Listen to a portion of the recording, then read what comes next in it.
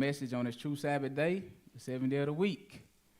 All right, we'd like to thank the Most High Yah first and foremost for giving us that bit of revelation, and thank Him also for giving us a mind to want to walk in the Word. Yes, sir. Hallelujah. Hallelujah. All right, with that being said, the title of today's message is "A Friend Must Show Himself Friendly." A friend must show himself friendly. A friend must show himself friendly. All right. We need a lesson like this because come to realize people that really just simply don't know how to be friends. We know how to be acquaintances or associates, right? But friendship, far and few. Man have many companions, but real friends, who can measure up? See, we all think we're friendly. We all think we can measure up. But I bet you, if you ask yourself truthfully, I bet you never put yourself to the test to see if you measure up to what is called a friend or not. Right? See, we quite naturally, we associate just casual relationship as friendship.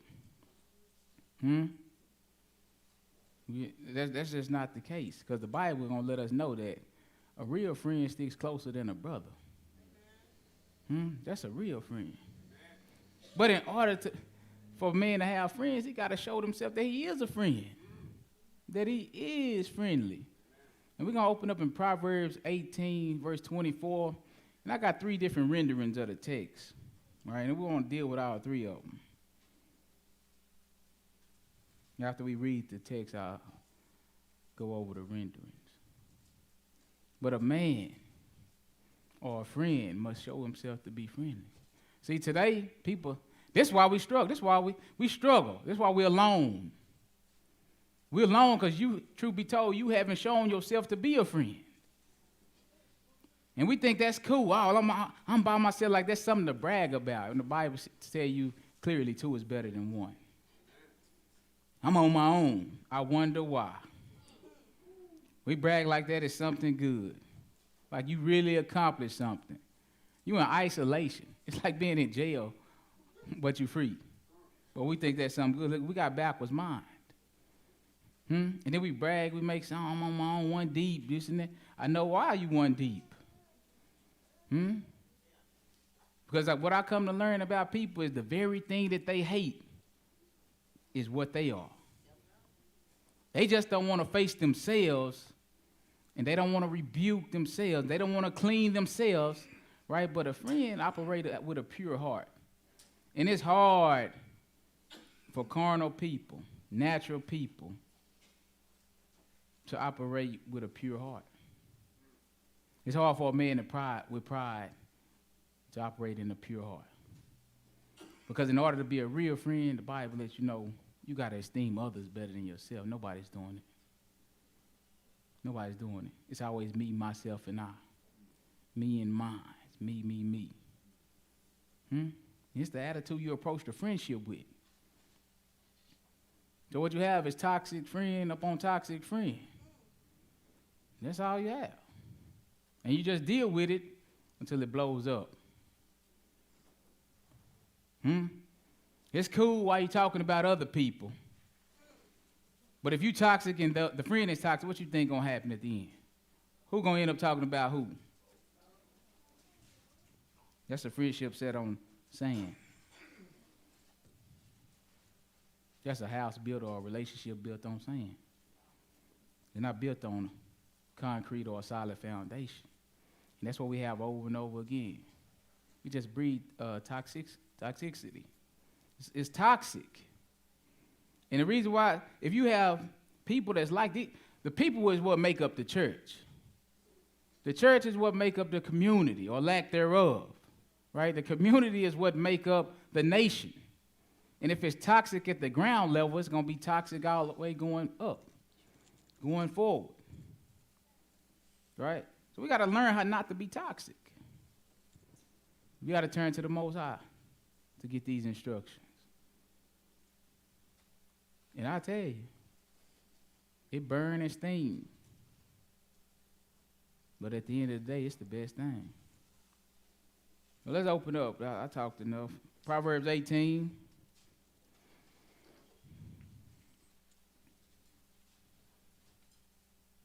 Just take out your piece of paper and pencil. 1 to 5. Do you value yourself to be a good friend or not? 1 being no, 5 being the highest grade, yes. 3 is in between. How do you view yourself? See, people don't want to do it to themselves. That's why nobody started writing, right? Nobody started writing. Did you notice? They're like, nah, what? Not me. Not me. That's the problem. Not me. No, the problem is you, right? And we got to come to that realization. That's the only way we can make changes. This is AA. Yeah. 12-step program. Yeah. Start with yourself. So let's go ahead and read the text. And then, like I said, I got two more different renderings from my other Bible translations, but I like them. So we're going to apply them too. Right? Verse 24. This is where we got the title of the lesson from. A friend must show himself to be friendly. This is Proverbs 18, verse 24. Hearken to the scripture. A man that hath friends must show himself friendly. That's the truth, right? Wonder why you by yourself? That's the point proven. Right, we're going to get another translation too. But go ahead, because look what it's going to tell us in the next half of this. And there is a friend that sticketh closer than a brother. Right, so in other words, it's contrasting to the difference between real friends and what we would call fake friends. See, the fake friends is always everybody else, though. Let me go and throw that out there. You never consider yourself as a fake friend. And we're going to learn how, right? So let me read to you this Bible translation. Same verse. It says, one who has unreliable friends soon comes to ruin. Right? That's the truth. He said, but there is a friend that sticks closer than a brother. Same rendering of the text. And that's a lot of times what we got. A lot of unreliable friends. But you know what the Bible say? Or you know what the saying is? Birds of a feather in any kind of weather. Right? And that's the truth. Right? So the second rendering of the text is, there are friends who destroy each other, but real friends stick closer than a brother. Is that the truth? That's right. There are friends that destroy each other, but a real friend sticks closer than a brother. That's the truth. And we're going to go and get some good examples and some good wisdom out of these proverbs on how people destroy themselves. People who call themselves friends destroy each other. We're going to go and get some good So we got some good definition. Let me go ahead and let you write them down before we get to it. We got strife as one. Write it down. Strife. We got tale-bearing or tale-bearer. We have discord. All right. We got, y'all got that strife, tale-bearing, discord. We have forward, like forward, but with a R. Forward. It's hard to say. I was a Hebrew. Give me language. Somebody say it better than I can. You know what I'm saying? Forward. That's what she said. You all right? Is that better? You can understand it a little bit better. Fro. Like afro. Like fro. No pun intended. All right, so we have, what else you got? Did I get them all, Brian? Discretion. Yeah, that's a big one. See? Some of these things, if we don't know what they mean, how do we know we're not operating in them? Is that the last one? Discretion. Right? So we need to find out how to be a real friend and how not to be. That's the contrast today. That's what's laying on the table, one against the other. All right? So once again, Proverbs 18 and 24. Get that again for me, Brother Brian. A man that hath friends must show himself friendly. And there is a friend that sticketh closer than a brother. It's a friend that sticketh closer than a brother, right? So if you by yourself all the time, I already know it's an issue. Right? Proverbs the 17th chapter, back up really quickly. Proverbs 17.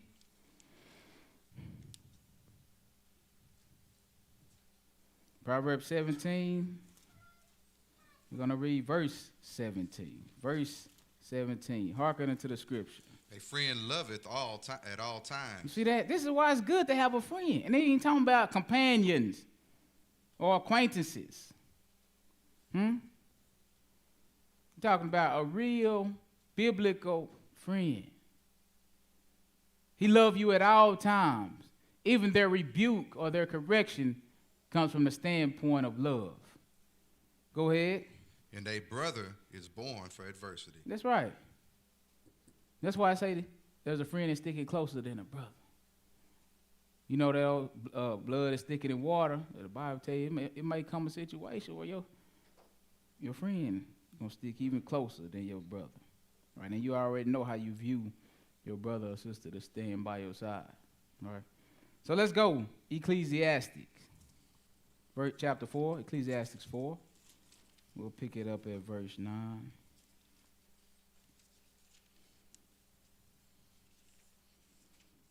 A brother is born for adversity. He's always going to have problems or issues, differences of view. All right, he said, but a friend love. Just think about Jacob and Esau, Judas and Yeshua.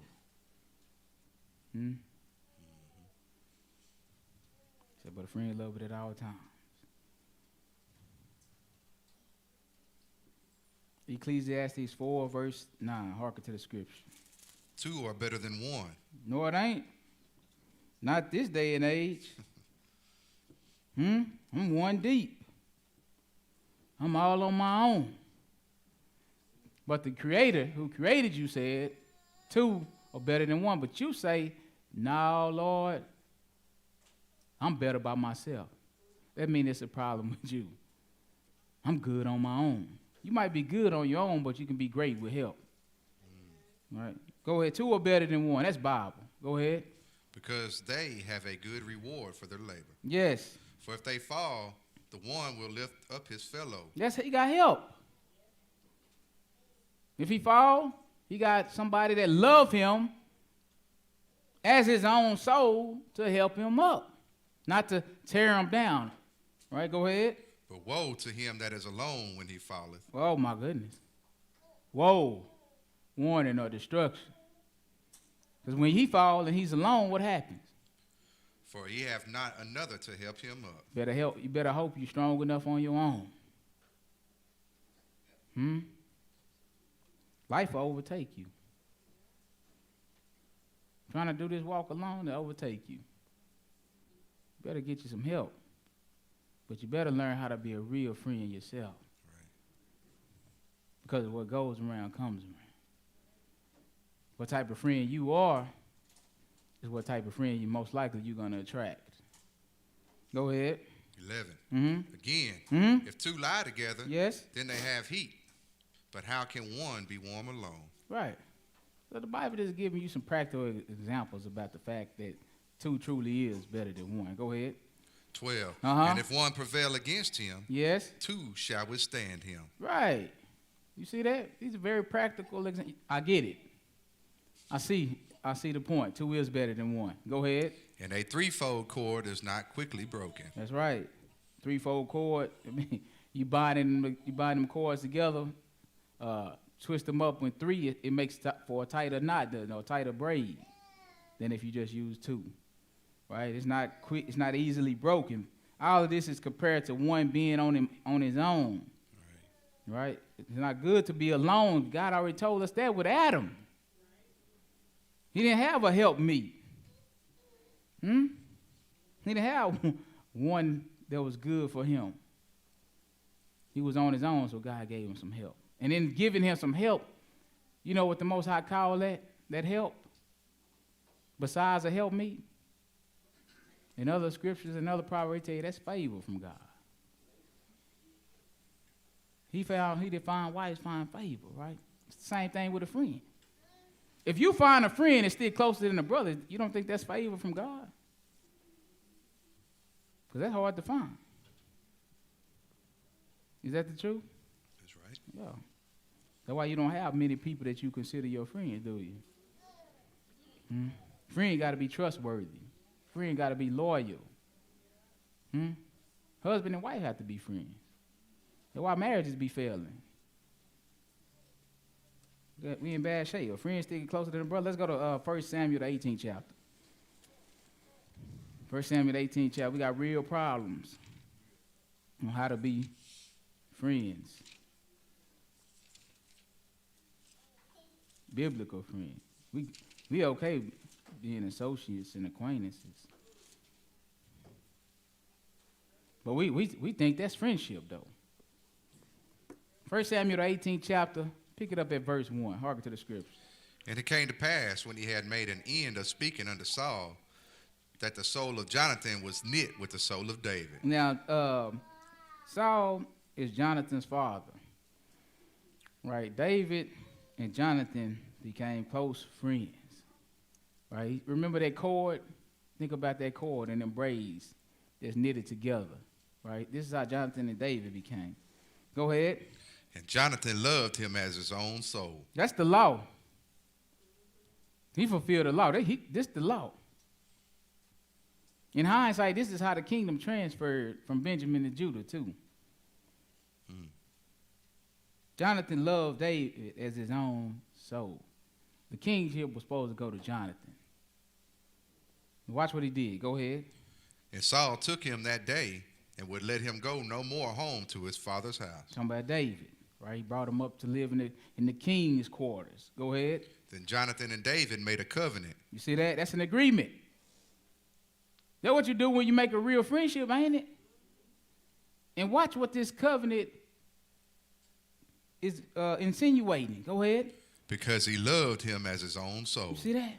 He didn't love him kind of, sort of like me.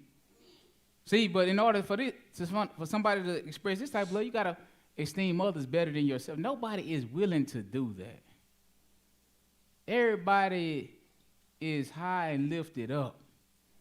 Everybody is in the clouds. Come down.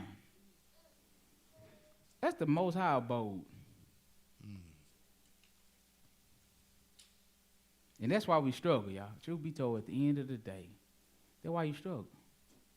Because the stuff you do to people, you don't want it done to you. You don't look at people as better than you. See, your friendship and your view on people is what kind of clothes they got on. This make you. How you look. What you drive. How you talk. Right? It's all outwardly. A man and woman is made up on what's in the inside. And if it's trash on the inside, you can look like everything beautiful on the outside, and it's going to be, the result is going to be trash. Right. You can look like somebody that's less fortunate on the outside, but you can have a beautiful spirit. And we'll see that beauty. That's what make a man or a woman. Jonathan loved David as his own soul. Hearken to the scripture. 4. And Jonathan stripped himself of the robe that was upon him and gave it to David. Look, you know what this is? It's just like how they said in Acts 2 and Acts 4 with the church, right? They sold what they had so that no one will be in need. This is what Jonathan is doing. David was a shepherd. He's coming to the king's quarter. Jonathan gave him his robe, royal apparel. Mm-hmm. Man, you got on that sheepskin, you know, that. Listen, we finna get you up out of that. Matter of fact, you can have mine. Royal apparel. What else did he do? And his garments. What? Even to his sword. Man gave him his protection. He gave him his sword. You know what they're saying? I trust you with my life.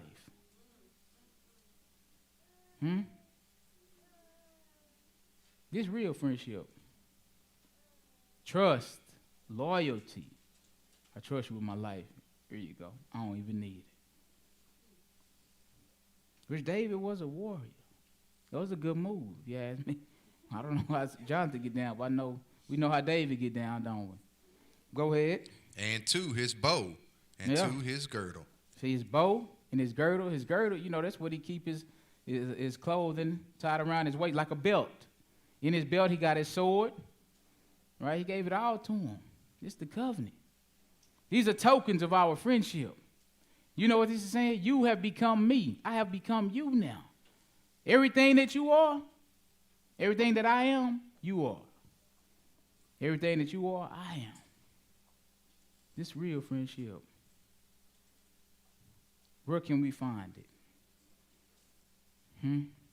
Do you have this in you? Let's start there. Let's start there. Don't look outside first. Look on inside. Look on the inside first. Turn the mirror on yourself. You got a friend that stick closer than a brother. This is what it look like. Right? Galatians, the 5th chapter.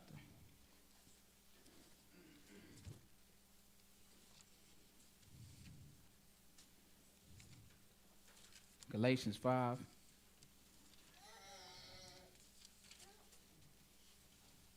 You can pick me up at verse 14. So the man said,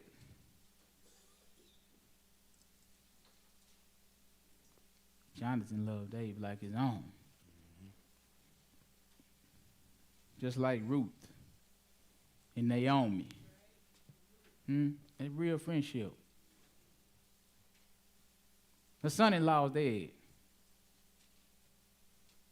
Her husband died. Mama gave her the leeway. Go back to your own people now. I wasn't with you or friends with you simply because of your sons. I genuinely love you. I'm going to stick with you like I'm part of your soul.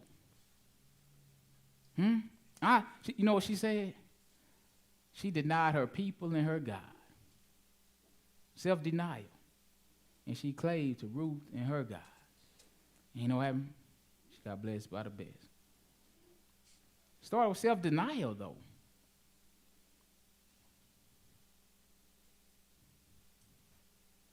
Nobody's at the level. Did I tell you what verse? 14. Okay, go ahead. For all the law is fulfilled in one word. What you mean? Even in this, thou shalt love thy neighbor as thyself. That's the whole point of the whole book.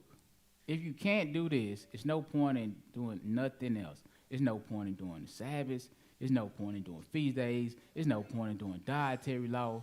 There's no point in doing nothing else.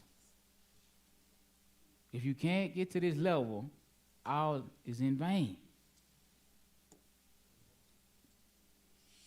This real right, you know what? This starts from the inside. Internal. You can't be the same dirty individual and love people like you would love yourself. Because you know what? That starts with self-denial. Esteeming others better than you. This is how you build a friendship. Esteeming others better than you. Sacrifice, one word. Sacrifice equal love. Yeshua sacrificed. Why did he sacrifice? Because he loved. How did he love? Like it was himself. He gave you the example, and we still can't walk in, but we got the Spirit of God. I'm just trying to figure out how that works. I haven't figured it out yet.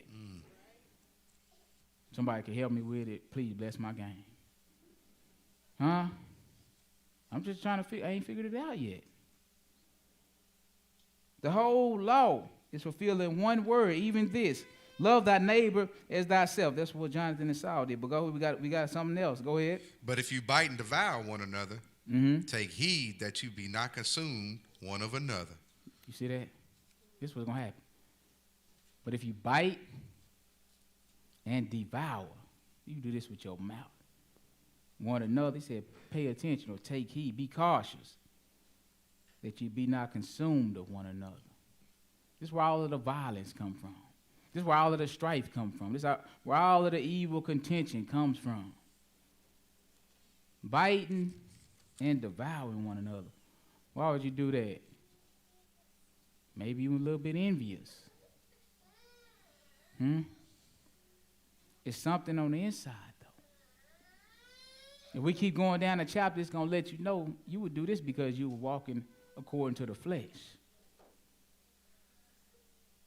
And while the works of the flesh generate strife, contention, invariance, differences, maliciousness, this is how you walk normally.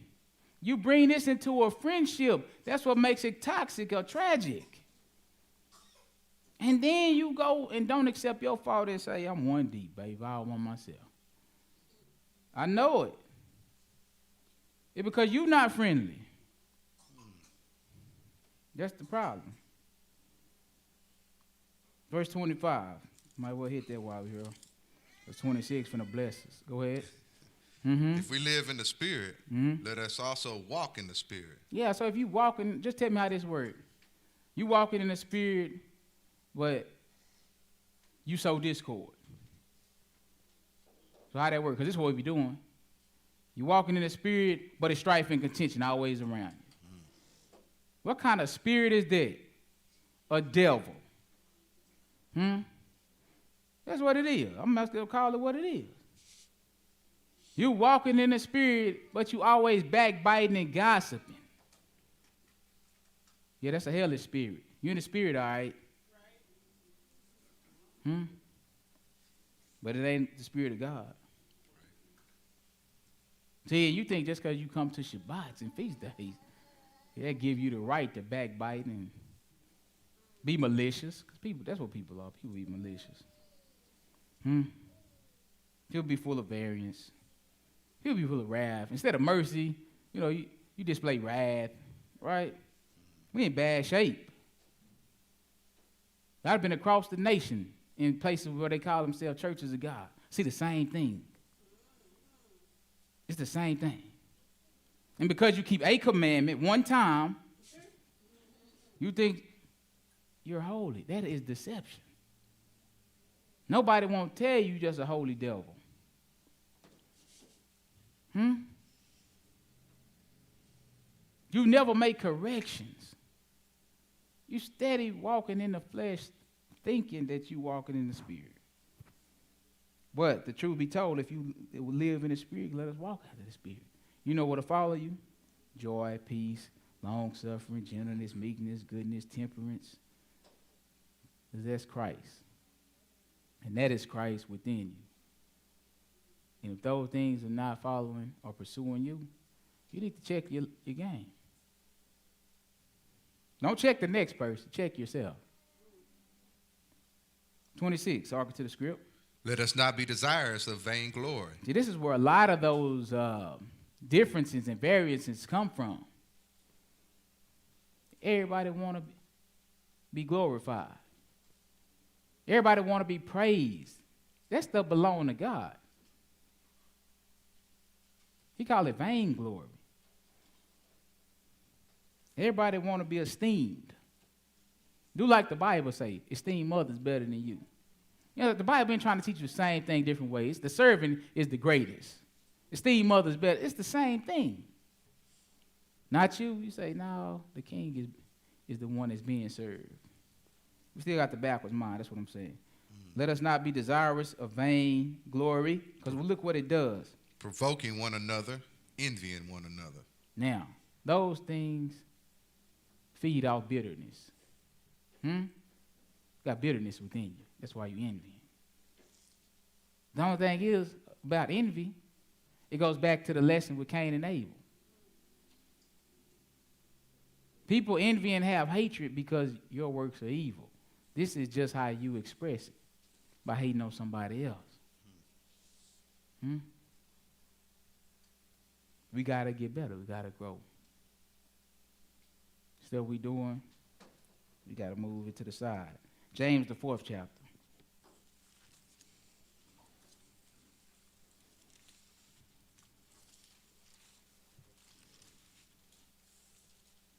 James, the 4th chapter. If we real friends, it wouldn't be all of this. If we was real friends, it would be peace. That's right. It would be love and joy. But since we faking the phone, what we doing? Come dap me. See, we think dapping you up is love. We think giving a hug is love. No, those are just outward displays. If that stuff ain't on the inside, Judas gave Yeshua a kiss. Do that mean he loved him? No, kiss of death.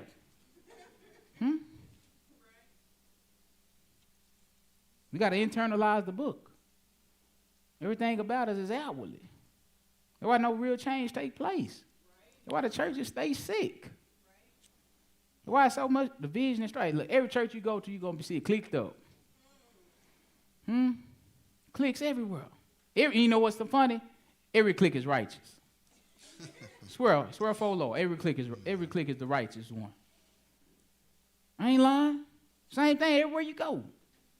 People ain't changing. People ain't walking in the Spirit. You hearing the word. See, the Bible, you know what the Bible become to people? It become words like holy, sanctified, you know, those type of words. And you hear it enough, it lose meaning. Right. Everything lose meaning if you don't internalize it. We need mirrors. Our work has end results. The end results, that's the proof of what type of person we truly are. That's the proof. You ain't got to say it because people say one thing and do another. We call that guile. But the end result of what you do and what you say is going to come out. That's your fruit. That's going to determine what type of person you really are, regardless of what you say. Right? So let's look at this. James, the 4th chapter. Pick it up at verse 1. Go ahead. From whence come wars and fightings among you? From the friendships. We ain't talking about wars like, you know, Iraq versus USA. We ain't talking about that kind of war. We talking about you, the people of God, amongst each other. Right? We the people of God, and we the congregate, we the body of God. Where do these fighting and wars come from? That's the point. Go ahead. Come they not hence, even of your lust that war in your members? Yeah, you heard it. They come from other people. Is that what he just said? Your lust. Yeah. Your members is your body. What's going on inside of you, it don't come out. And once it spew out, if it causes contention and strife, this is how the wars get started. Bitterness, right, it's going to come out. If you're envious, it's going to come out. Envy come out a lot of different ways. Through malicious acts, through backbiting, through violence. This is where it comes from. Go ahead. 2. So everybody needs to take some accountability. Go ahead. You lust and have not. Let's look at that. It's just like coveting. You hate them because you're really covetous of what they have and you still don't have. You lust and have not. Go ahead. You kill and desire to have. You'll do anything to get it, and yet and still you can't obtain it. Go ahead. And cannot obtain. Yes. You fight in war, yet you have not, because you ask not. See that? Instead of worried about what the next man got or being jealous or envious of what he got, take your problem to the Most High. Stop being disrespectful to your brother and sister. Stop being envious and bitter towards them. They may have worked hard. Regardless if they work hard or if it was given, they have. It ain't yours. That's right. You got 2 hands, 2 feet, and a mouth. You can do the same thing. Or you know what? What they have might not be good for you. We trying to get your soul saved. You don't know what kind of suffering and pain they went through. You asking for something you might not be able to handle. You might can't do that, what he did to get there. But you know what? Be grateful for what the Most High has blessed you with. That's right. And that's the problem. He done blessed, whatever he blessed you with, this is just like it's not good enough. So how you expect him to bless you with more? It's not going to happen. Hearken to the scripture. 3. You ask and receive not. That's the truth. Because you ask amiss. Only reason you want it is because what? Someone else No, I want you to read. We ain't okay. talking. We reading. That you may consume it upon your lust. Yeah, you see that? That's the only reason you want it. So you can feed your covetousness. You can satisfy your lust. But the problem still remains within. Come on. You adulterers and adulteress. Yes? Know you not that the friendship of the world is enmity with God? Yeah, that's tight. Remember, we talk about friends and being friendly. How to show you, James, the 4th chapter. How to show yourself friendly. Right? A friend must show himself friendly. You could be a friend of the world or a friend of God. Make up your mind. You ain't finna be in both. That's what he let you know. Read that top of that verse again, verse 4. Yeah, James 4, verse 4. Hearken to the scripture. You adulterers and adulteresses, know you not that the friendship of the world is enmity with God? Hatred or ill will. Friendship with the world expresses enmity towards God. How? Whosoever, therefore, will be a friend of the world is the enemy of God. Look at that. See, this is the whole key. See, if God is your friend, remember the proverb said a friend sticketh closer than a what? A brother. So God is my friend. He's sticking closer to me than a brother would. That's the ultimate goal. But how you going to be God's friend and you a friend of the world? That's what he's trying to let you know. How you going to be God's friend and you steady keeping up contention? And he's a God, he's peaceful. What happened? 5. Do you think that the scripture saith in vain? The spirit that dwelleth in us lusteth to envy. That's the truth. You got to check it too. Go ahead. But he giveth more grace, wherefore he saith, God resisteth the proud, but giveth grace unto the humble. See, that's the key. See, the humble person can esteem others better than themselves. I can suffer pain. I can let you floor mat me, walk on me. If it's going to be for your benefit in the long run. Said God resists the proud, but somebody that's prideful. It's always going to be about them and theirs, vainglory. They desiring it. It's always going to be you that's doing something wrong. It's always going to be you to the person that's not humble.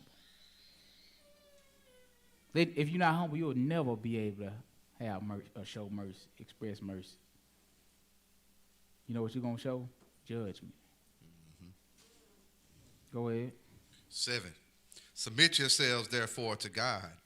Resist the devil, and he will flee from you. Draw nigh to God, and he will draw nigh to you. Right. Cleanse your hands, ye sinners, and purify your hearts, you double-minded. That's right. We got to clean our hands. Purify our hearts. What verse you at? 9. Go ahead. Be afflicted and mourn and weep.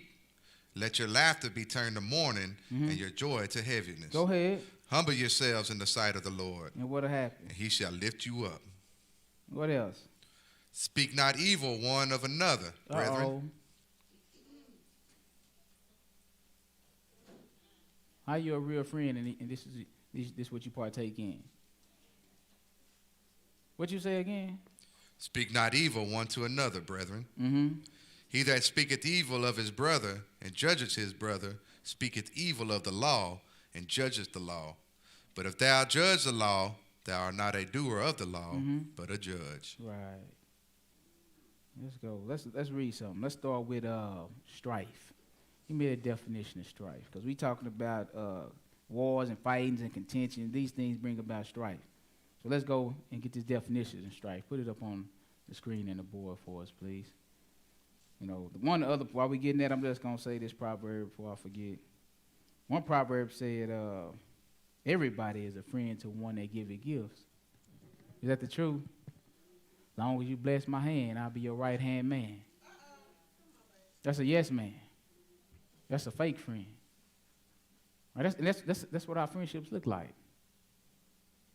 As long as you're doing what I want you to do, we cool. Come with any kind of rebuke. Watch where this thing go. We got to get past that type of friendship. That's surface level. It's not even friendship. That ain't going to make the relationship last to the point where a friend's still closer than a brother. Is it? Nah, we got to get past that. So we're dealing with strife. What is the definition of strife? Strife. Angry or bitter disagreement over fundamental issues. This is why we fight. And remember, this is where the wars come from. Angry or bitter disagreement over what? Fundamental issues. Milk. Milk. Conflict. Let's see what it look like. Proverbs 16. We're going to be in Proverbs for a minute.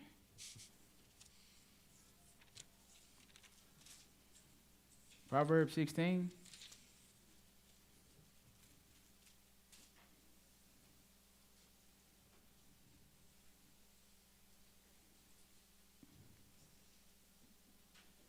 We all know how to be friends according to the world standards. But that friendship ain't gonna last for the most part.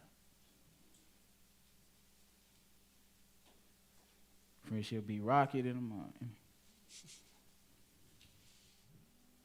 Did I tell you what verse? No, sir. Okay, Proverbs 16, verse 28. Go ahead. Hold on, watch this. You know it's about to happen, don't you? You finna mess up on the word like I did. Nah, I'm good. Okay, all right, let's get it in. Okay, go ahead. Hey, froward. He did good. Go ahead. Man soweth strife. A froward man soweth strife. We gotta see what froward means, right? Put that up there while we getting this. But what the next half of the sentence say? And a whisperer separated chief friends. Oh snap! A whisperer. This is a strife. This is what caused contention. Whispering. Telling people secret, telling people business. If somebody think highly enough of you to entrust you with their secrets, that is for you to keep. That is not for you to go and tell somebody else that you think ain't gonna find out. Because I promise you, at the end of the day, they always end up finding out. You know what and they know exactly who told it to who. I only open my treasure box to tell you one thing. I thought our friendship was good. I'm going to go in my treasure box and tell you one of my secrets. That's the person's treasure. I'm trusting you like David with his sword, with his girdle, and with his belt. Right. Huh? Everything. This is vulnerable information. If you love me like you love yourself, you would not reveal it. Would you want me to reveal your vulnerable information? No. We ain't real friends. It only appeared that way for a minute. And see, the Bible shows us how to tell. A froward man soweth strife. It means he causes problems. And it said a whisperer. This is what we're good at. That's what you'll be doing on that cell phone. You be telling stuff you shouldn't be saying. You do it so much, it's almost natural. You subconscious. It just comes out.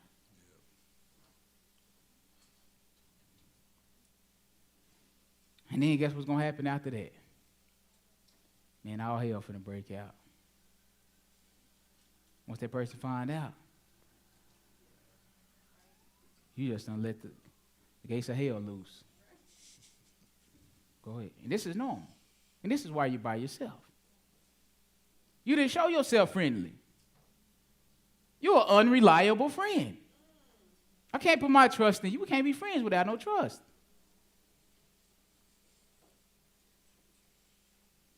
An ungodly man, go ahead. Oh, no, that was another one, but that was good. Go ahead. 29. Now, hold on. You got the definition? Oh, where we at? Froward. This is the froward definition. What is it? Of a person difficult to deal with, contrary. Somebody's always contrary. They can't never be in agreement. Whatever agreement you contrary to, you difficult to deal with. I mean, for no reason. Somebody always at odds. You create strife. That's what a froward man does. He creates strife. A whisperer. They create strife. And look how powerful a whisperer can be. You can separate childhood friends. You can separate David and Jonathan.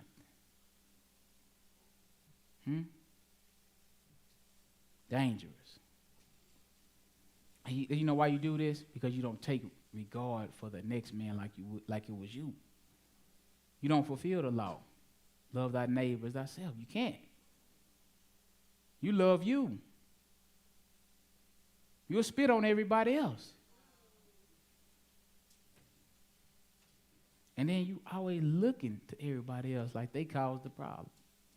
No accountability. You hard to deal with. You Satan in the flesh. You just nice. You Satan in the flesh. You just mild-mannered.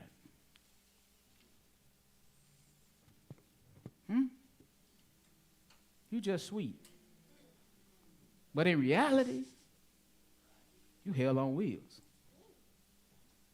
What verse? Did you finish that verse? Yes, sir. Okay, let's go to Proverbs 22.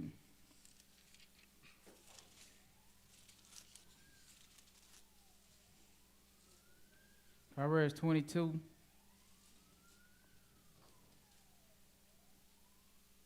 Verse 10.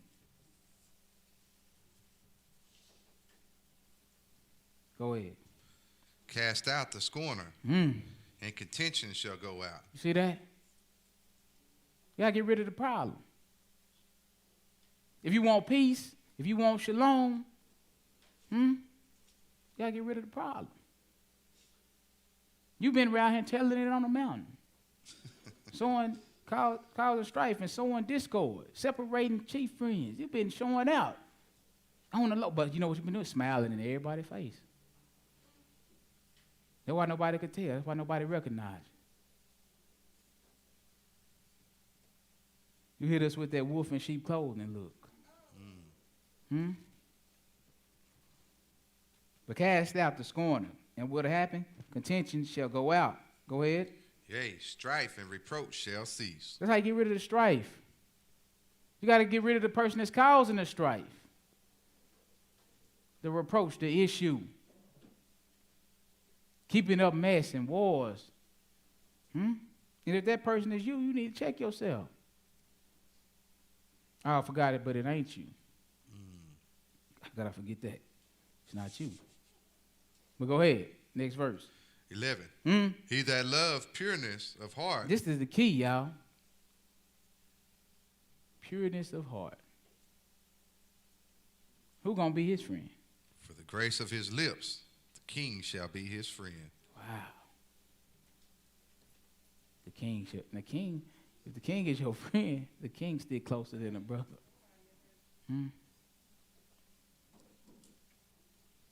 We think friendship is given. We choose friends on how they look. We don't even make them earn it no more. Proverbs 26. We best friends after 2 days.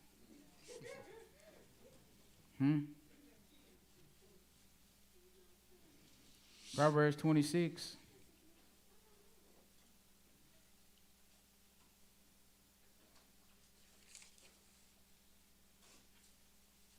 Verse 20. Go ahead. Where no wood is, there the fire goeth out. Is that the truth? We know we got stoves now, modern day stuff, but think about this when he wrote it. I don't know how you finna start a fire without wood. It just ain't gonna happen.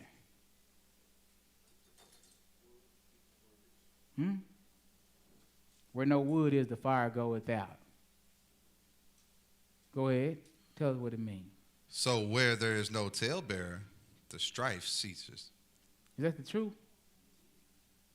Ain't nobody telling people business. Ain't gonna be no strife. That's the truth, right? Go ahead. As coals are to burning coals, wood to fire, so is a contentious man to kindle strife. He can't wait. He's not satisfied unless he create contention.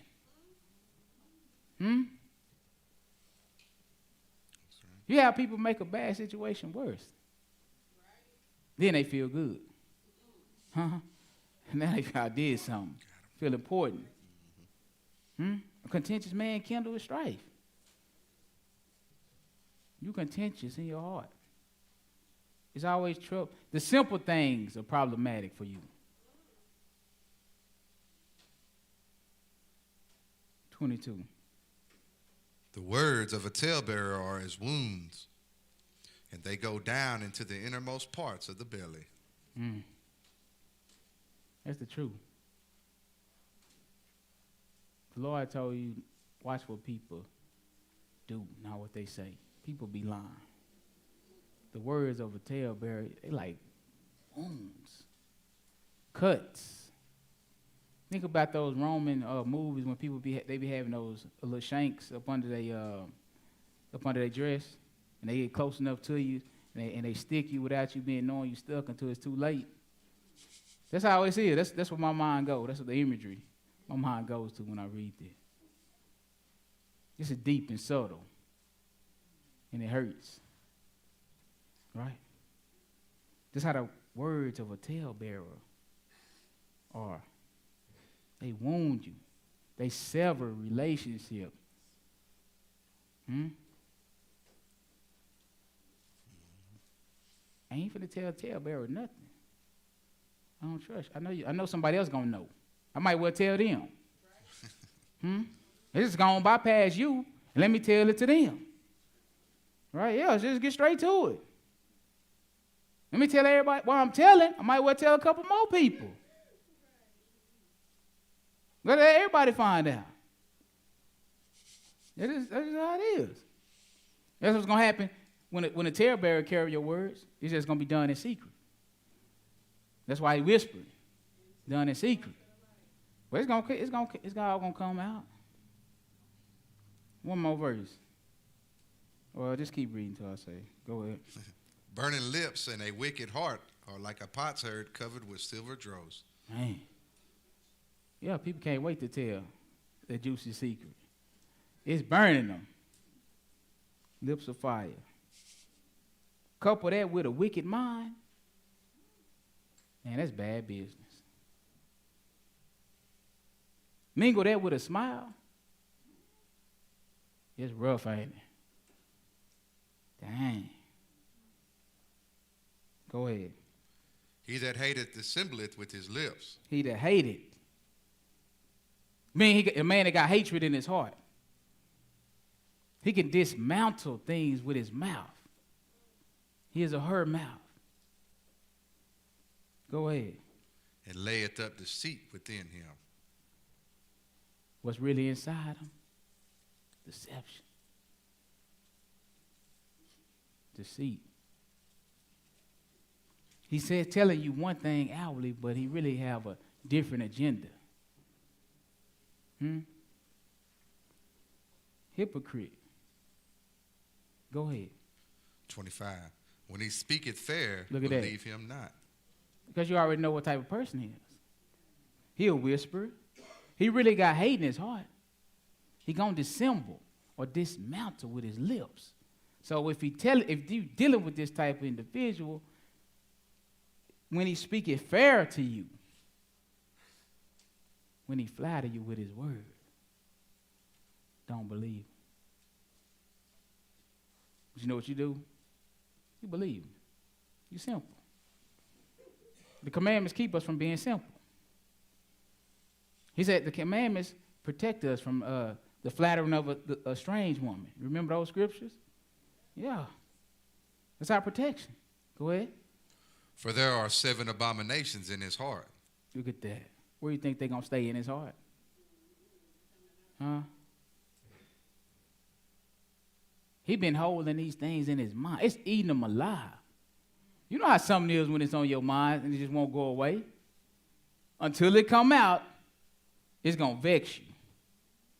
Only time you get relief is when you release it.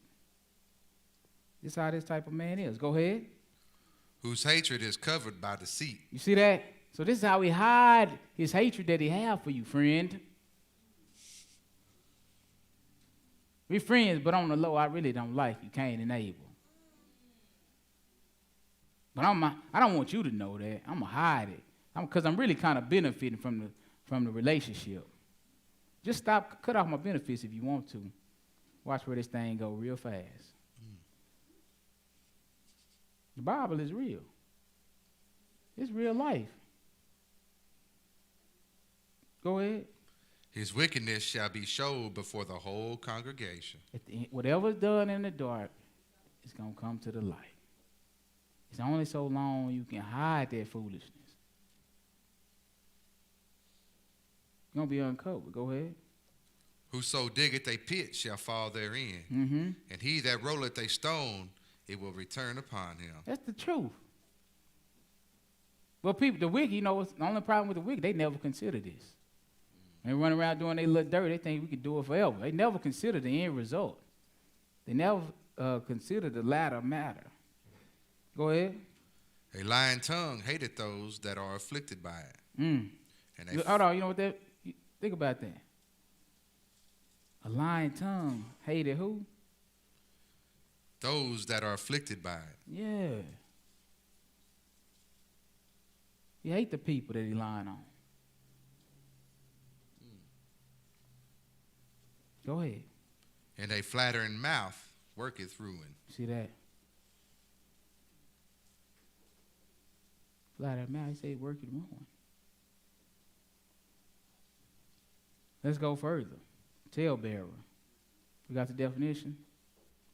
While we getting the definition, open up in Leviticus 19 and 16.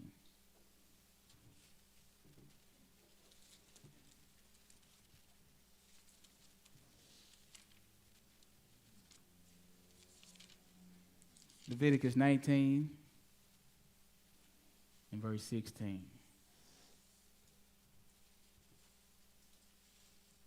Go ahead. Thou shalt not go up and down as a talebearer among thy people. Mm-hmm. Neither shalt thou stand against the blood of thy neighbor. I am the Lord. Look at what is the verse 18. Thou shalt not avenge nor bear any grudge against the children of thy people. That's what you do internally, don't you? Go ahead. But thou shalt love thy neighbor as thyself. See I that? am the Lord. It's part of fulfilling the law. Thou shalt not go up and down as a talebearer. That's part of loving thy neighbor as thyself. To separate from talebearer. What is this definition that we have for talebearer? You got it up there? Okay. Go ahead.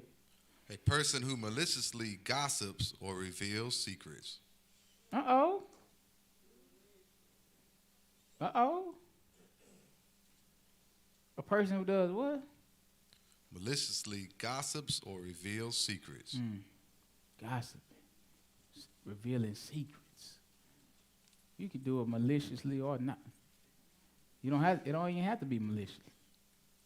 You're still gonna produce the same results. Telling stuff you shouldn't be. Sharing people's business with other people. That's a talebearer. Just keep on going up and down telling people's business. Gossiping. Spreading rumors. It's all the same. Now you see the Most High done instructed you not to do that. Proverbs 11 and 13. Yet, if the Most High done instructed us not to do this, how's we doing this so easily? How's this normal? You've taken on a different spirit. That's why it's normal.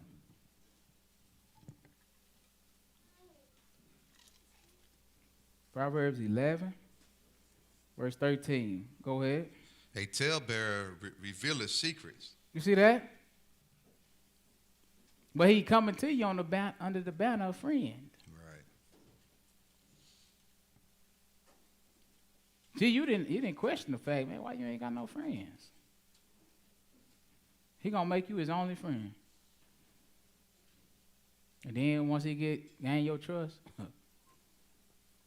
once you tell him one of your secrets, he gonna go tell it on the mountain. That's the truth. He can't help himself.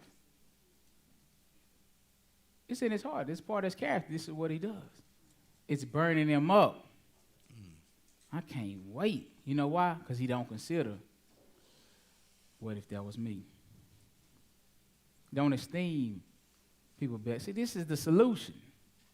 Doesn't esteem others better than himself. You just operate in the pollution.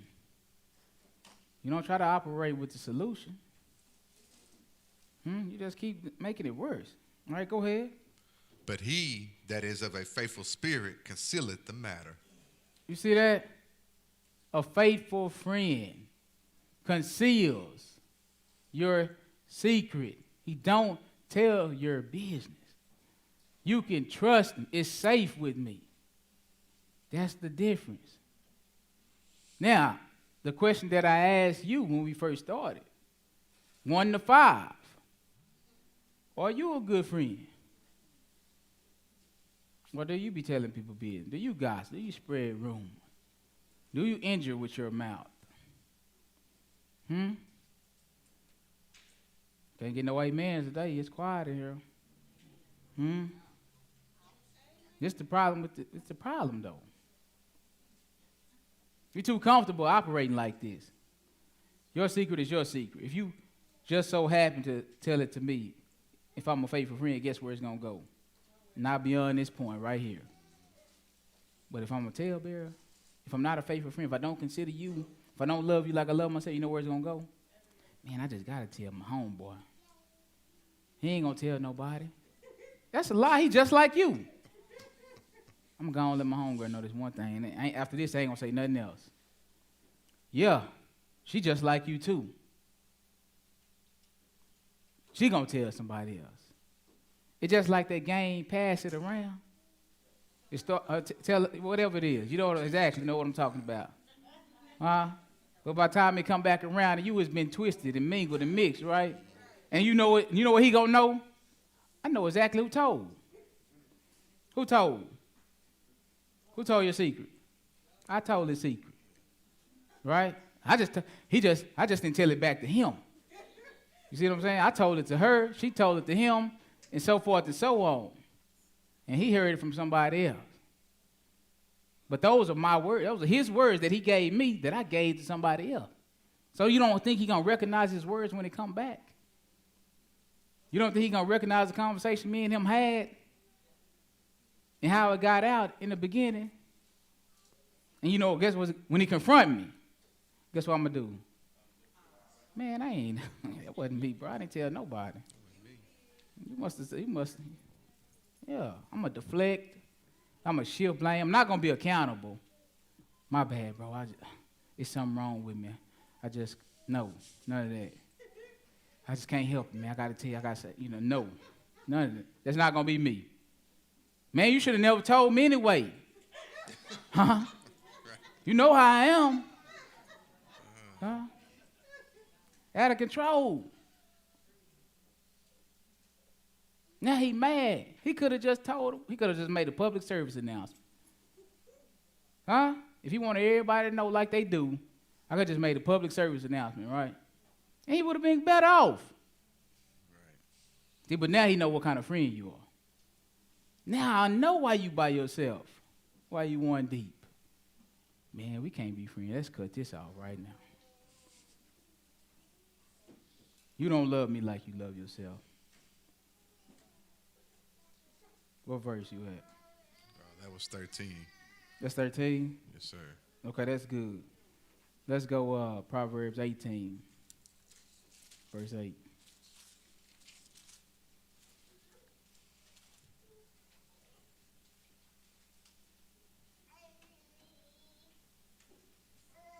Matter of fact, we're going to start up a little bit.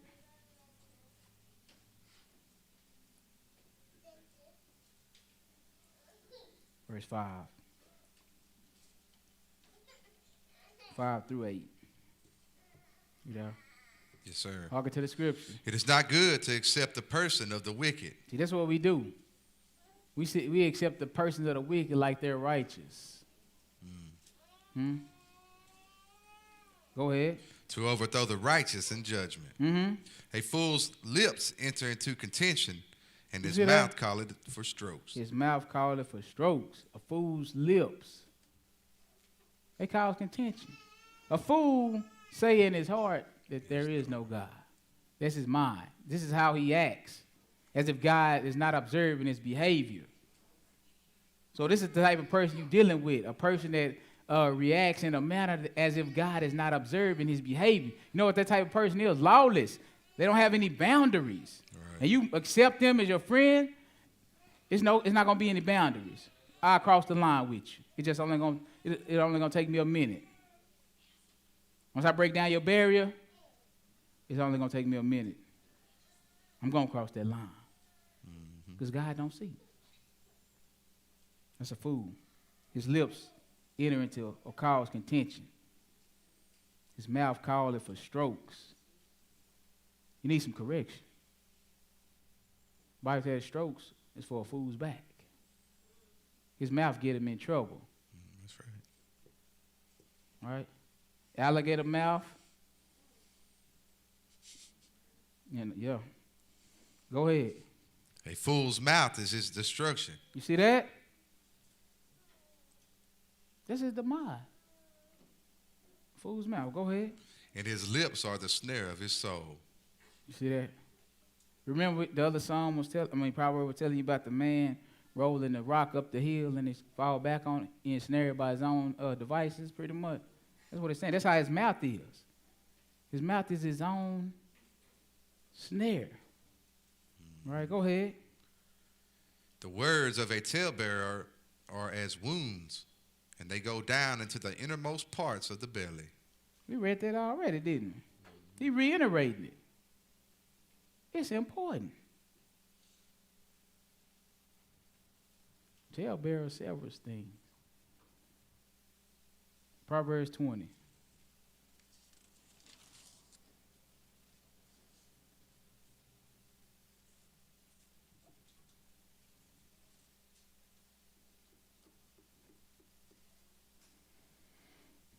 Proverbs 20, verse 19. Proverbs 20, verse 19. Hearken to the scripture. He that goeth about as a talebearer revealeth secrets. You see that?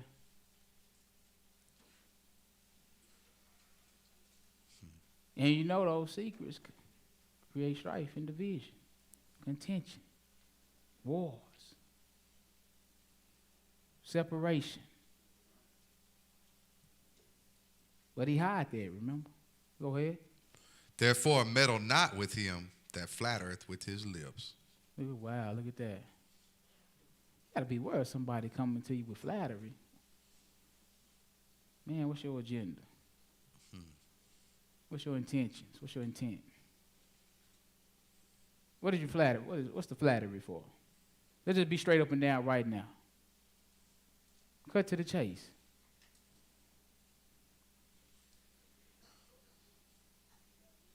Beware.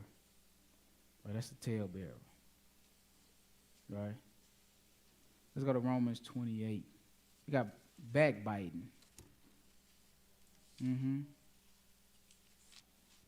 I didn't write that one down, but it's malicious talk about someone who is not present. Malicious talk about someone who's not present.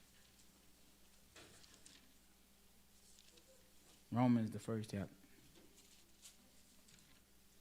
Most High don't allow room for this. I haven't seen love in any of this stuff. Strife, talebearing, backbiting. Have you? No, sir. Yeah, but it's in the body, though. That's a different body. Romans 1, we're going to do 28 through 32. Romans 1, verses 28 through 32. Hearken to the scripture. And even as they did not like to retain God in their knowledge, God gave them over to a reprobate mind. See, that's dangerous. We know it's talking mostly about homosexuality right here, but the same principle applies. See, God give you knowledge, instruction, and wisdom to help turn you from foolishness and turn you from wickedness. Now, I've instructed you. If you don't like to retain my instruction, guess what's going to happen? God gave him up over to a reprobate mind. And this is what you'll end up doing. Like what? To do those things which are not convenient. To do those things which are not good. Now, you do those things that's not good normally now. Because in your fool saying in his heart, there is no God. This is what your actions produce. It's the point where you at. Go ahead. Being filled with all unrighteousness. He's like, look what you're full of. All unrighteousness. Go ahead. Fornication. Wickedness. Yes. Covetousness. And remember, this is where wars and fightings come from. Go ahead. Maliciousness. Mm-hmm. Full of envy. Full of envy. Murder. I ain't never killed nobody. Ain't what the Bible say. Mm-hmm. You can kill somebody with your mouth. You slander. It's like killing them. Hate them for no cause. That's a murderer. Full of murder, full of envy. Look at that. These things stir up strife. Maliciousness. Mm-hmm. Murder. What else? Debate. See, always at odds. Always contentious. Contrary. Go ahead. Against. Deceit. Uh-huh. Malignity. Uh-huh. Whisperers. What? Who you say? Whisperers. Wow.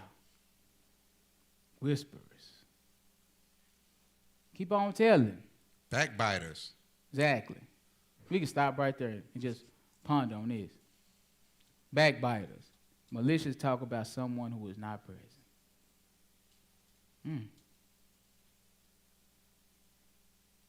Come on now. Haters of God. What? In the same category as backbiting and whispering? Mm-hmm. You do hate God because you hate his instruction because he told you not to do that. Well. I really don't care what you say, Most High. I just got to tell this.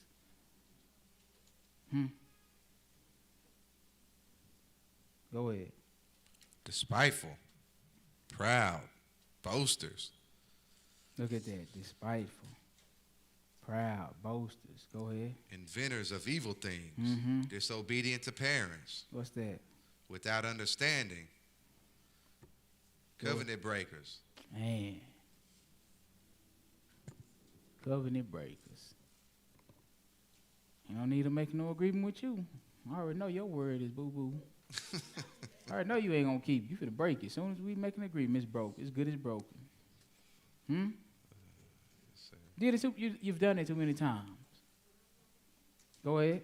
Without natural affection. That would be unreliable, one of those unreliable friends, wouldn't it? Remember the unreliable friends we talked about earlier? Right? One who has unreliable friends soon come to ruin. But there is a friend that's still closer than a brother. What you say? Without natural affection. Right. Without natural love. You can't put yourself in other people's shoes. That's why you tell their business. That's why you whisper. That's why you gossip. That's why you backbite. Talk about them while they're not there. Lord bless me, though. How? You can't bless that foolishness? Go ahead. Implacable. Unmerciful. Unmerciful. What else? Who know in the judgment of God that they which commit such things are worthy of death. Wait. That's tight. You know the people that do these things, you really earned it. You worthy of that. So don't try to say God ain't fair. You already showed you hate me when I gave you the instruction and you disregarded it.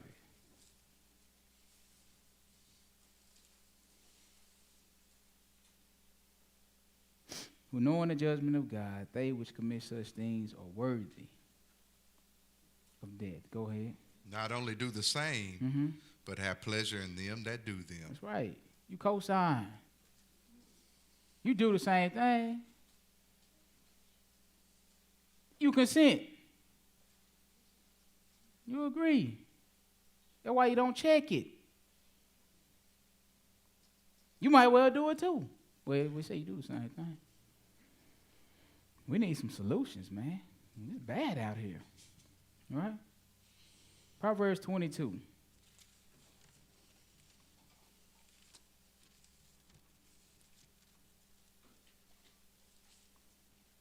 See, this is why you always have fighting among friends. Remember, they fight, and then they make up. They fight and make up. Sooner or later, it's going to get to the point where they ain't going to make up. It just got to be that one situation that make it bad enough. They ain't going to make up. We got all these underlying issues in your friendship. Strife and contention, you're a talebearer, you're backbiting, you're malicious, right? You forward.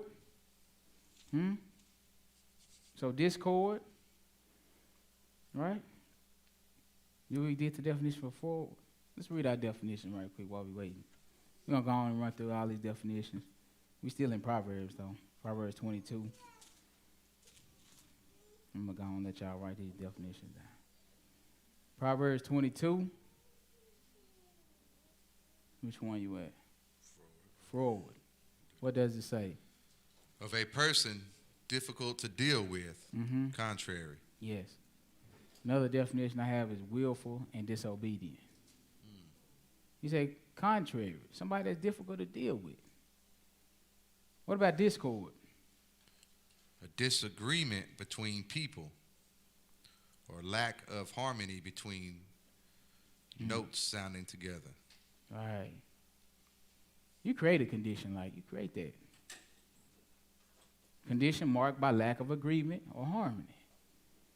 All right, what else we got? Strife? Go ahead. Angry or bitter disagreement over fundamental issues. You got that. Okay, yeah. What's the next one? Discretion. Discretion. Go ahead and get discretion. The quality of behaving or speaking in such a way as to avoid causing offense or revealing private information. That's what a real friend would do. A real friend possesses discretion. Matter of fact, let's go to Proverbs 5 right quick. Read that definition again. Y'all got it up over there? Can y'all see it? Discretion.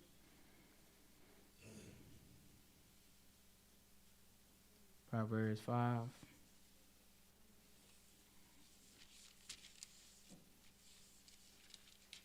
I can't get out without reading this. No, I'm just telling the truth. Discretion. See, a real friend gonna possess discretion though, because he gonna be thinking about his friend, who he love as himself. So read discretion one more time since we got it up now. The quality of behaving or speaking in such a way. Hold on, let's take it slow. Let's digest the definition. The quality or the state of behaving. So behaving or speaking in a way, what type of way? To avoid. People be feeling some type of way, but they never say what type of way they be feeling. Right? So the quality or the state, behaving a way or speaking in such a way to avoid causing offense. To avoid causing offenses. That takes some consideration. To avoid causing offenses or revealing private information. Look at that. Avoid revealing private information. What's the problem? Everybody know everything bad about everybody. That's why we can't find nothing good within each other.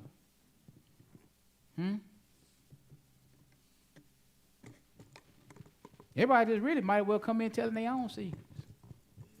We'll be better off. We just line up and just start telling stuff. We'll be better off. It'd be all out and open. We can deal with each other then. We got to get to the point where we can be real friends. You can't have a real friend because you ain't a real friend yourself. And to think about having a friend, too, is better than one. A friend that's still closer than a brother. What's the problem? This is all good, but yet we cleave to what's all bad. Proverbs 5:1. Hearken to the scripture. My son. Yes, sir. Attend unto my wisdom. Attend unto my wisdom. The Bible called wisdom a friend. Y'all know that? Proverbs 7 chapter. You make wisdom your friend, right? Because the Most High is the one who dispenses wisdom and knowledge and understanding. My son, pay attention to my wisdom. Why wouldn't you? There's no higher information in the world than the wisdom of the Most High. He said, and he's freely giving it. Right. And we freely reject. Right. Come on. and bow thine ear to my understanding. Look at that. Humble. Bow your ear down. Pay attention to my understanding. Go ahead. That thou mayest regard discretion. Look, that you may regard what? Discretion. That you may respect discretion. Discretion is a principle to be respected. Behaving in a manner that avoids causing offenses. Behaving or speaking in a manner where you don't reveal secrets. This is discretion. And the Lord is telling you to respect discretion. Regard, respect discretion. But you know what you say? Skip all that. Did you hear what I said? Man, I'm telling you. Terrible. Terrible. Go ahead. And that thy lips may keep knowledge. Nobody want to do that. Be ready to tell. Business. Gossip. Ain't nobody trying to get no knowledge of the Most High. It just ain't fun enough, Lord. Go ahead. 3. For the lips of a strange woman drop as a honeycomb. They sweet. Telling them secrets is sweet. Deceit, operating in deceit and guile, that stuff is sweet. In the front. Go ahead. And her mouth is smoother than oil. Look at that. Game for days. Her mouth sweeter than oil. Say all the right things all the time, every time. Say her mouth smoother than oil. Go ahead. But her end is bitter as wormwood. Look at that. The end result, wormwood, that's poison. Destruction. That's her end. Now you be careful, lest you learn them ways. Go ahead. Sharp as a two-edged sword. Her feet go down to death. Her steps take hold on hell. Lest thou shouldest ponder the path of life, her ways are movable, that thou canst not know them. That's right. She's slick. She ain't gonna get caught up always on her feet. All right. As soon as you think you got her in the trap, she done maneuvered out of the situation. Manipulation. Proverbs 22. See, we need to know these things. We dealing with some straight up snakes out here. Straight up. We become straight up snakes ourselves. Under the banner of friends.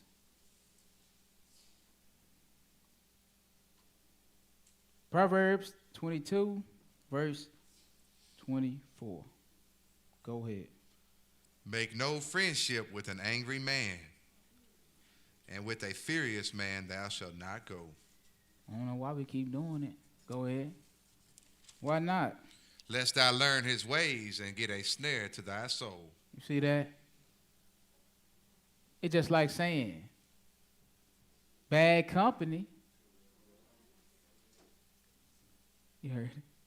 Bad company corrupt good communication. Huh? Bad company corrupt good manners. Right? Let's go further. Proverbs 13. Huh? Proverbs 13.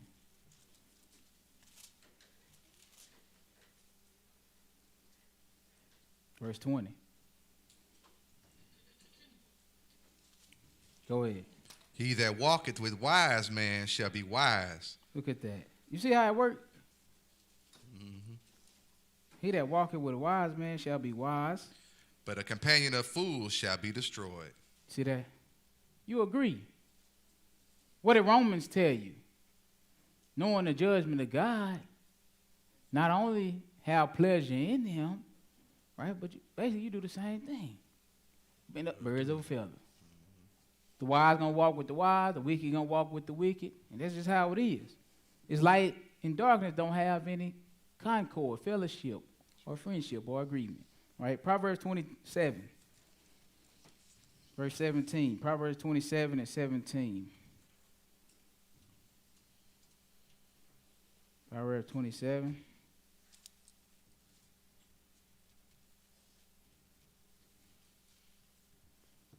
Verse 17. Hearken to the scripture. Iron sharpeneth iron, so a man sharpeneth the countenance of his friend. You see that? That's the truth.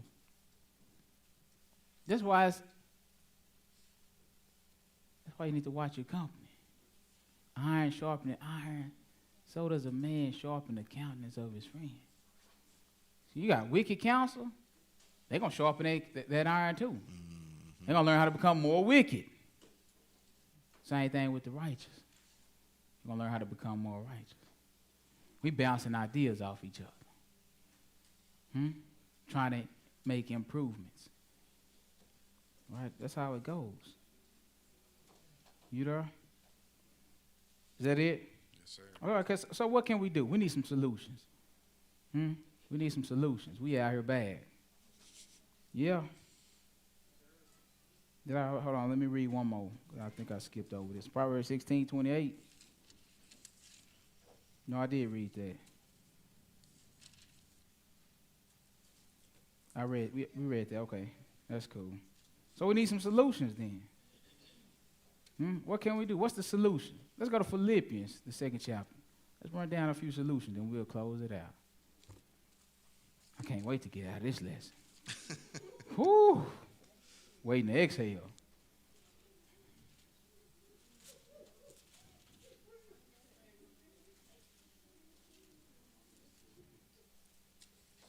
I came and found out I was a friend of the world.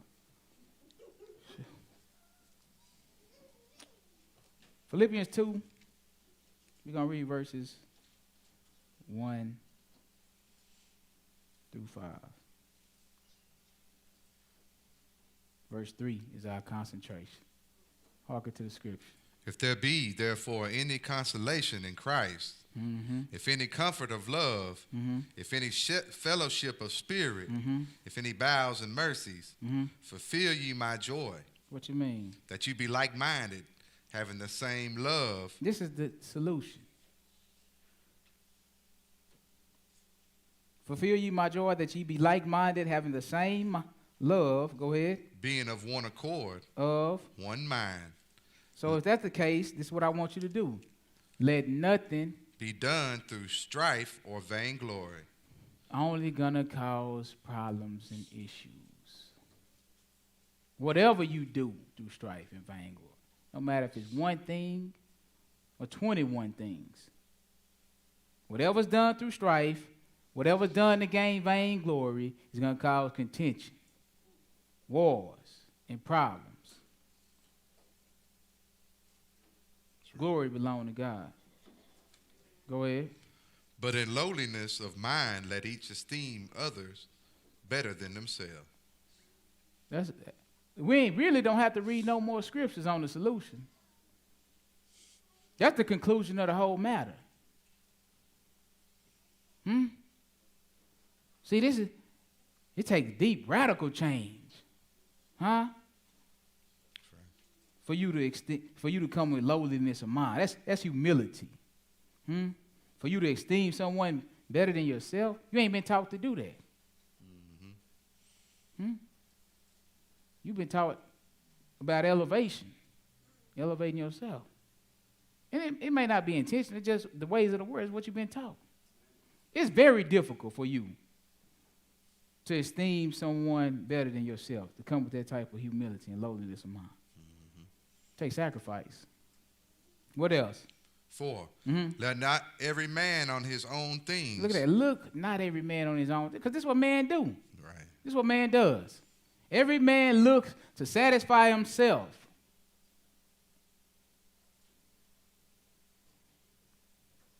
It's hard to be a real friend with this mentality. Man, our friendship really, I feel like it's all about you. Even relationship. Shoot. Let that man stop doing for that woman in that relationship. Once he come to the realization, man, it's been about you the whole time. Let him tell her. I really feel like our relationship all about you. You just ended that thing. It's over with.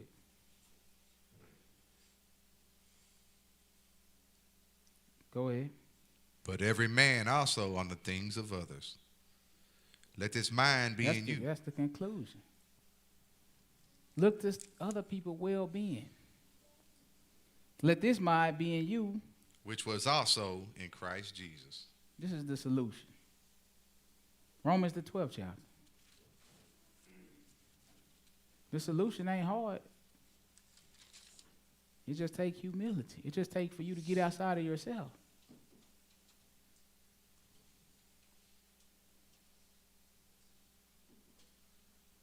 Romans 12 and 9. 9 and 10. Go ahead. Let love be without dissimulation. We can't do that. Gotta be pure in heart. Go ahead, man. Abhor that which is evil. Hate that which is evil. Cleave to that which is good. Yes. See, we cleave to the evil. Go ahead. Be kindly affectioned one to another with brotherly love. Where is it at? Be kindly affectionate. This is the solution. One toward another. Go ahead. In honor, preferring one another. Oh, no. Too many words that got to deal with integrity in that statement. Just out of there, brother. You could have read something else. We're reading a solution. Man without integrity, there's no point of being his friend. Man without standards and boundaries, there's no point. Because it's just going to drag you down at the end of the day. Going to drag you through the mud, tarnish whatever you did build up for you. It's over with. There's no point. All right? Where you at, man? That was 10. Okay, let's drop down to verse 16. Matter of fact, let's read this. Verse 14. Go ahead. Bless them which persecute you. Bless and curse not. Rejoice with them that do rejoice. Look at that. It's hard for the saints to be happy when somebody else is happy. Right. You too busy thinking about what you got or what you lack. Right. Somebody get a come up, they don't even want to tell nobody. Because they know you ain't going to be happy for them. They know you're going to be hating. But that ain't what the Bible says. Rejoice with them that rejoice. Go ahead. And weep with them that weep. In other words, you're taking on their burdens. You're becoming what they are, who they are. If this is your friend, you're sticking close to the brother. When you fall, I fall. Rejoice with them that rejoice. Weep with them that weep. Go ahead. And be of the same mind one toward another. This is the key solution. Go ahead. Mind not high things, but once again, vainglory coming into play. Don't put your mind on, or set your mind or your affections on high things. Go ahead. But condescend to men of low estate. Be not wise in your own conceits.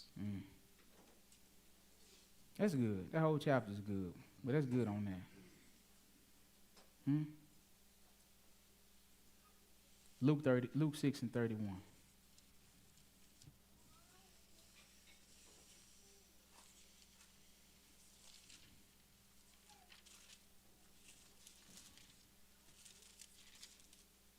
We need something to counter all this negativity.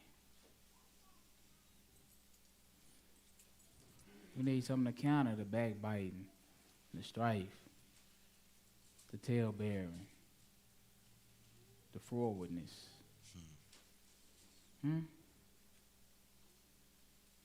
It all starts with how you think. Place other people's burdens on yourself. Why don't you be like Yeshua? The real friend is still closer than a brother.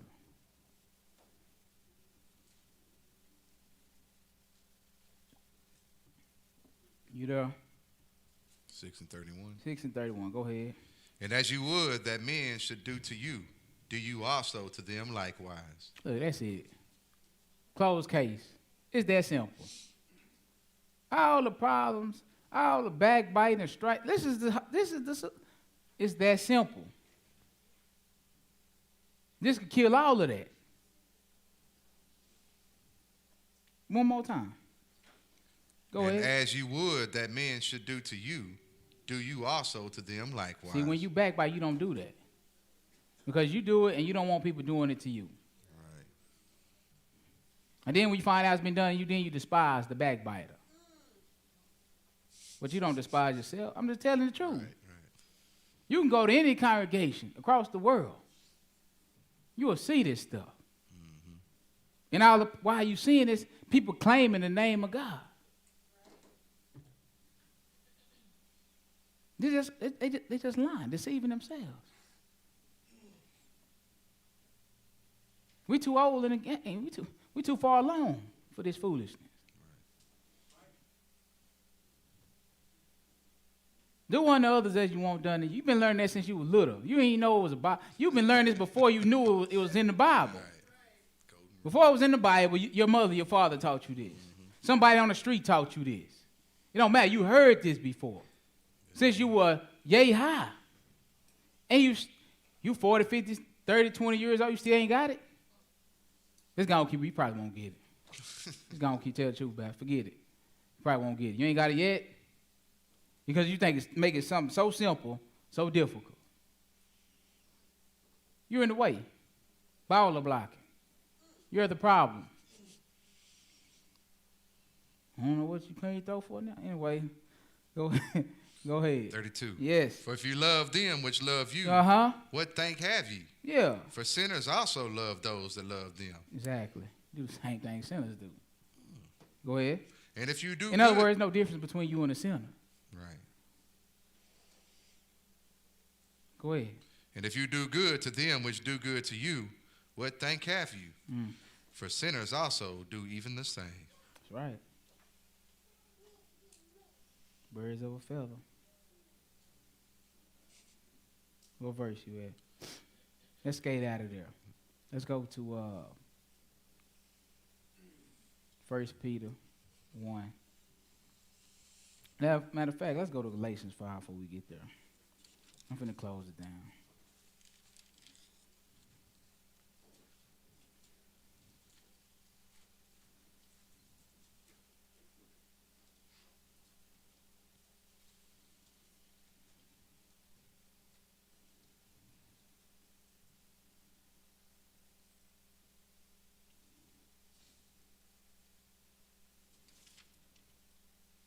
Oh, that's wrong. Hold on.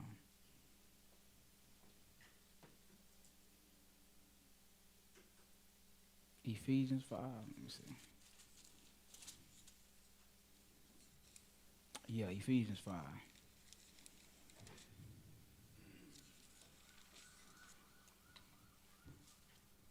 Ephesians 5.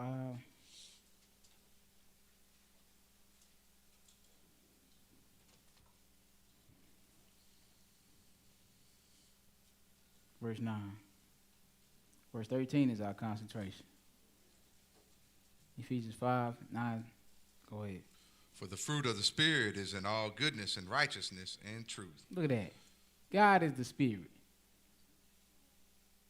Fruit is the result. His Spirit produces all goodness, all righteousness, and all truth. And if you walk in His Spirit, yours should match. Come on. Proving what is acceptable unto the Lord. Exactly. It should match. Prove it. Come on. And have no fellowship with the unfruitful works of the darkness. Look at that. This is the solution. Have no fellowship. What should we do? But rather reprove them. Reprove. Did we get that definition? Or rebuke? Let's go to rebuke.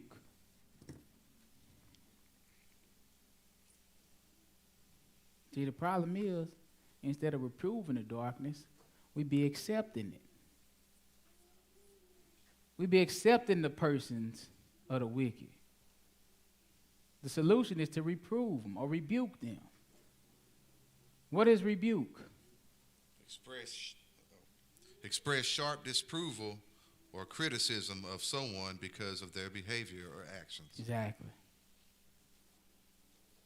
So when it comes to darkness, what should you do? Criticize sharply. What else? Go ahead. Oh, no, the other Read one. it again. Oh, express sharp disapproval or criticism of someone. So instead of accepting that evil, they should be able to see. You should express towards them your disapproval of their behavior, rebuking their actions in darkness.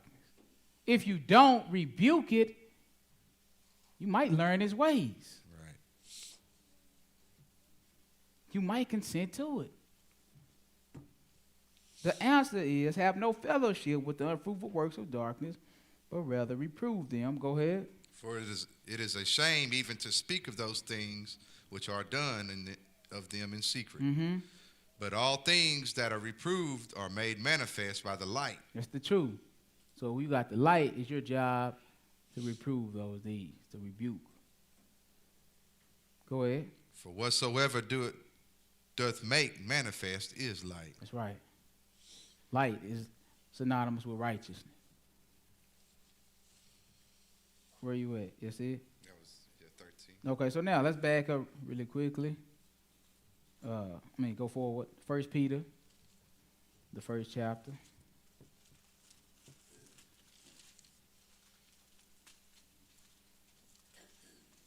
Now I want to read a couple more proverbs, or one or two more, and I'll let you go.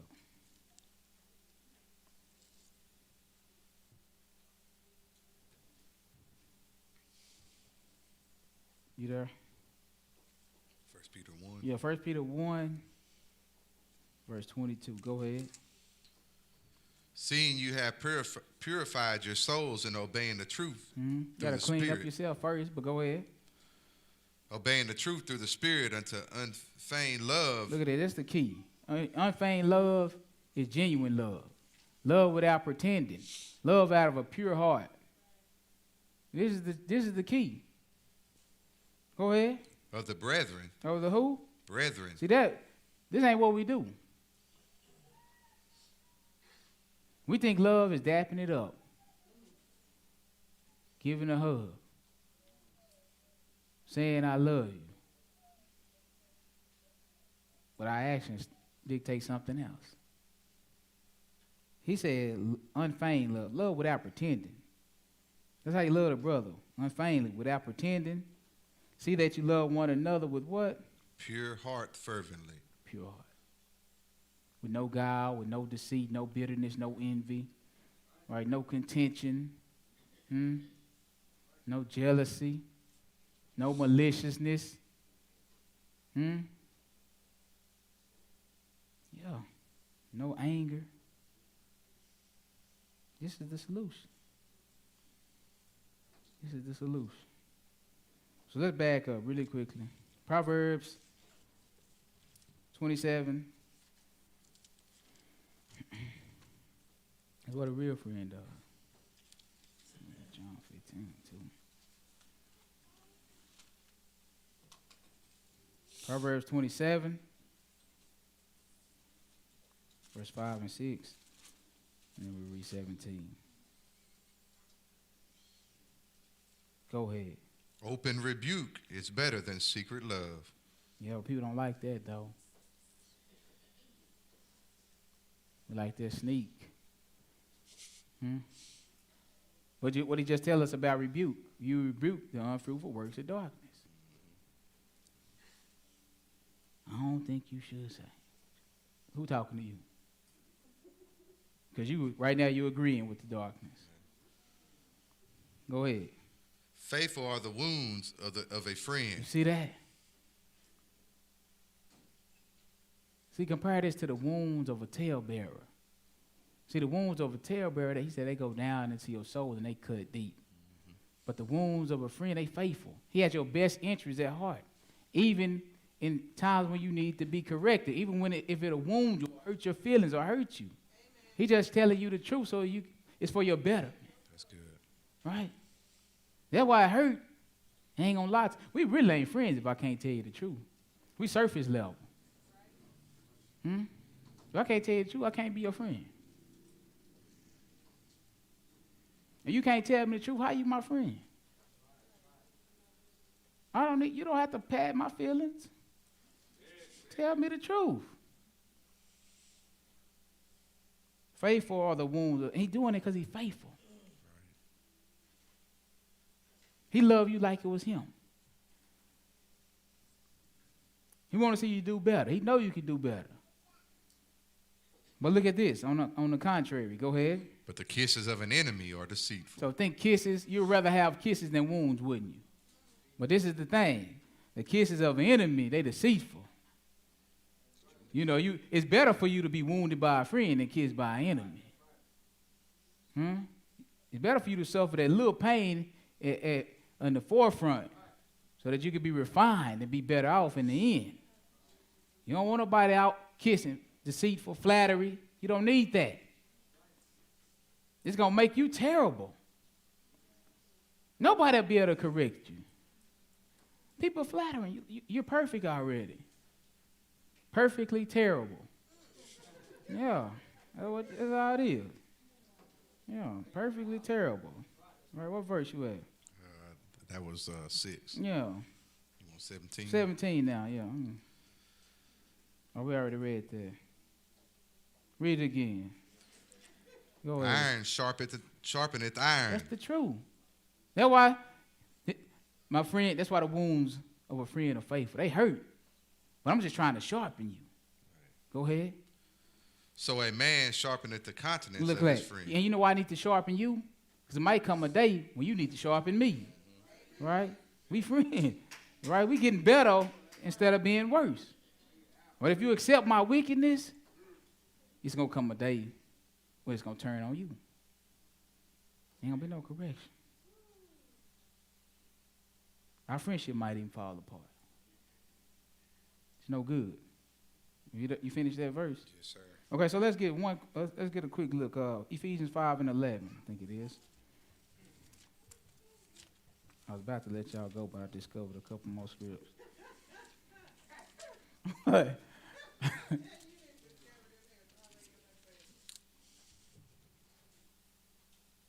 We already read Ephesians 5:11. Galatians 4, let me see. We read that one.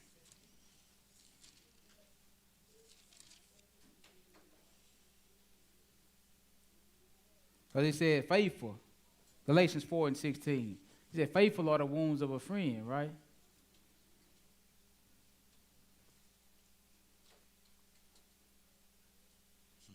Yeah, but the enemy, they'll kiss you, but it's deceitful.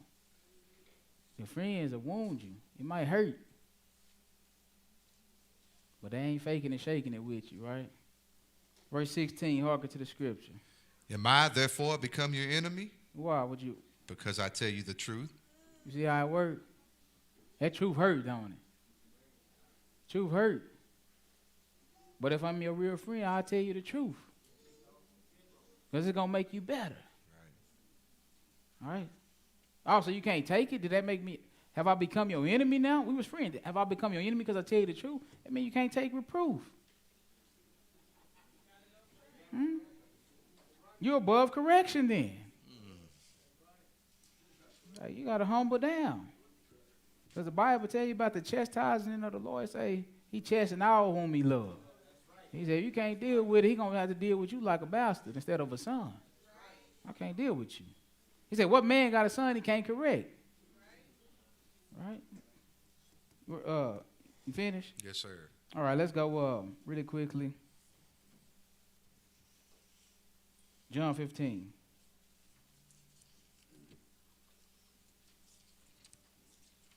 John the 15th chapter.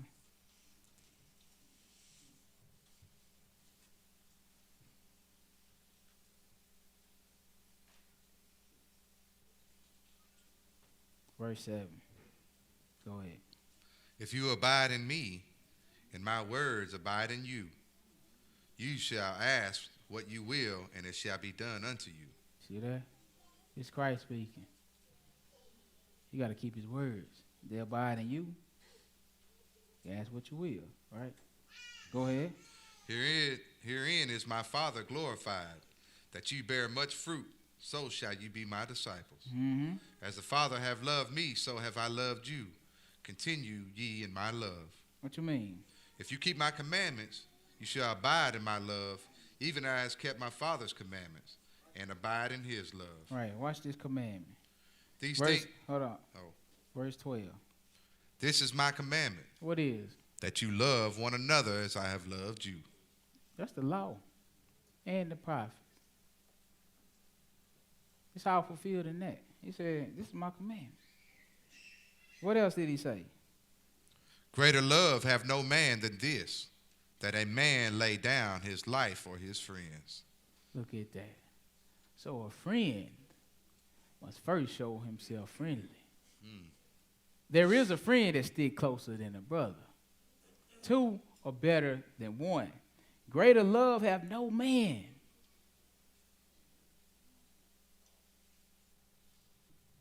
See, people think they'll tell you about their mother's love,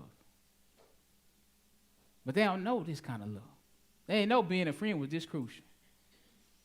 You can't find a greater love than a man does what? Lay down his life for his friends. It's imperative. A friend must first show himself to be friendly. You want to experience something like this? You got to prove that you're a real friend. Go ahead. You are my friends, and if you do whatever I command you, henceforth I call you not servants, for the servants knoweth not what his Lord doeth, but I have called you friends. Wow. For all things that I have heard of my Father I have made known unto you. See that? He said, I call you no more servants, but friends. The servant don't abide in the house forever. The servant don't receive the inheritance. The sons, the friends, they receive the inheritance, right? One more spot. Proverbs 18. Psalms 18. Psalms 18.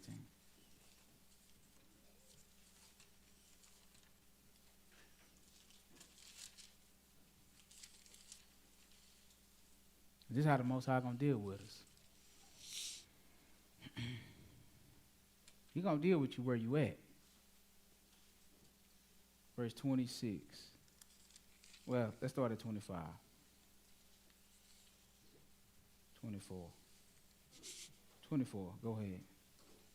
Therefore hath the Lord recompensed me according to my righteousness. You see that?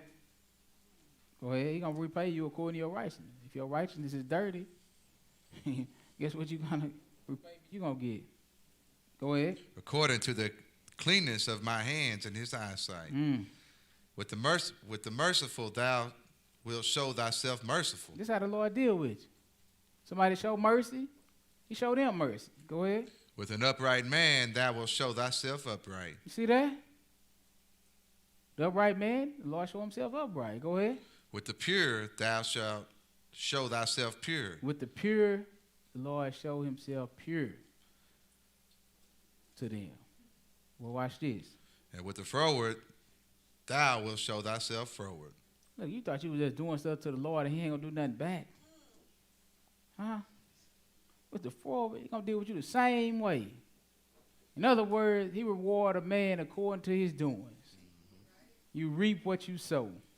That's how the game go, right? So, like we said, the title, again, a friend must first show himself to be friendly. And I hope you got something out of the lesson in Yeshua's name. And thank you for your time. Hallelujah.